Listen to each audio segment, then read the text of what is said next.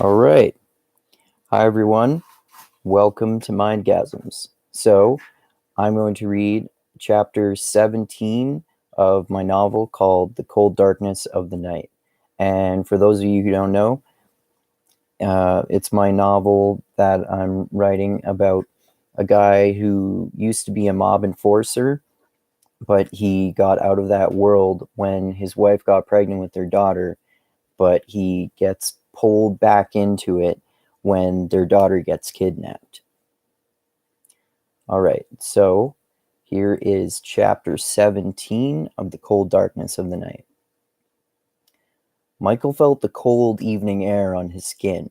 It made him more alive and aware of his senses, but simultaneously half dead because his baby girl had been taken from him.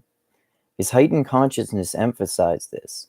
As a father, he was cognizant of gut-wrenching agony that circulated through his entire body like poison, but he prevented himself from feeling it. He had returned to his incarnation as a killer who compartmentalized emotions. Michael didn't permit himself to be overcome by the guilt, melancholy, and regret, shoving them away like annoying insects. The taciturn criminal wasn't thinking about what he could have done to save his daughter. All he allowed himself to experience was overwhelming determination. His unwavering desire to find Natasha and make her feel safe again led to violent, vengeful fantasies. He visualized meting out unspeakable brutality on anyone remotely involved in her abduction. After the criminals navigated through the maze of storage containers, they came across the authoritative man with a mohawk who they had interacted with earlier. "So you're the reason we're all here," he said in his commanding voice, pointed at Michael. "Yup," Michael replied without hesitation, not reacting to the assassin's subtle intimidation. I'm Steve," the man introduced himself, extending his right hand toward the taller criminal. He had a stern look on his face and a firm grip. This guy reminded Michael of a peacock looking for a mate. His chest was so inflated and his arms were so far away from his sides that it looked uncomfortable for him to stand. He looked like he was holding suitcases, and he had a distinct swagger. "Hi, Steve. I'm Michael," the man replied, returning his handshake.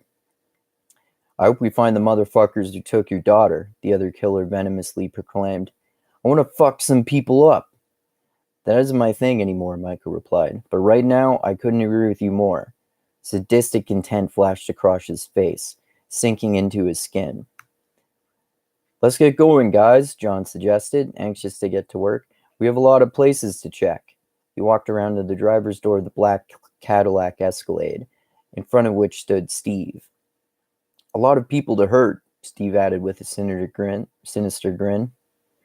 "That's why you're here," John said in a business-as-usual tone as the three men climbed into the Cadillac. "You're good at intimidating people, and you'll do a great job of protecting Michael." "Damn right," Steve replied, closing his door in sync with his partners. John swung the SUV around and navigated through the shipyard. When they reached the closed gate at the exit, he turned to Steve. "Could you open that so I can pull the car through?" he requested. "I guess so," the brutish man replied grudgingly, not impressed by a task he thought was beneath him. "Here's the key for the lock," John informed Steve, fishing his keychain out of his pocket. He extricated the key and handed it to his partner. Once they were through the gate, the three resolute men drove into the cold darkness of the night. All right, so that's chapter 17 of my novel, The Cold Darkness of the Night. Hope you enjoyed that, and I've read the first 16 chapters, which are also available here on my channel, and I'll post the link to that in the description for this video. And all my chapters that I've published so far on my blog, I publish way more in here than I've read here on my YouTube channel. And as I always say, thank you so much to everyone who subscribed to my channel and everyone who likes and shares this video, and to all of my patrons on Patreon.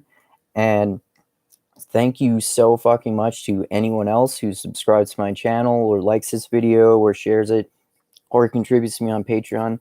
I really appreciate that, and it means a lot to me and it helps me out a lot. And I'll post a link to my Patreon page in the description for this video like I always do. And as I always say, I love you all. Keep being the tiny beam of light that shines through the almost impenetrable darkness in the universe. And most importantly, always remember this: the funk cures all. All right. Thanks, everyone. And adios until next time. Keep having mindgasms.